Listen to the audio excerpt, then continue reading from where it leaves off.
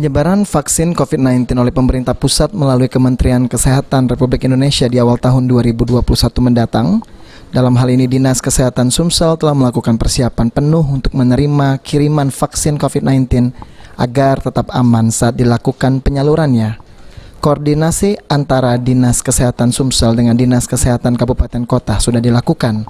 Pendataan penerima vaksin COVID-19 pun sudah dilakukan. Menurut Kepala Bidang Kabid Pencegahan dan Pengendalian Penyakit Dinas Kesehatan Dinkes Sumsel Ferry Yanuar, persiapan penerapan vaksin dari pemerintah pusat sudah dilakukan. Tinggal menunggu kapan vaksin COVID-19 ini dapat didistribusikan. Untuk peralatan dan tim medis telah ditunjuk mulai dari provinsi hingga kabupaten kota.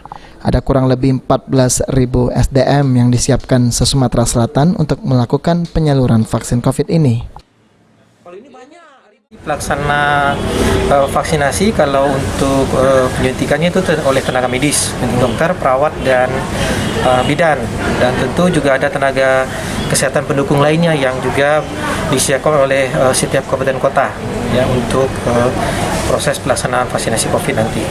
Kalau untuk jumlah SDM itu berapa banyak? SDM kurang lebih kita punya tenaga dokter, kemudian juga perawat dan bidan itu sekitar hampir mendekati 15.000-an orang.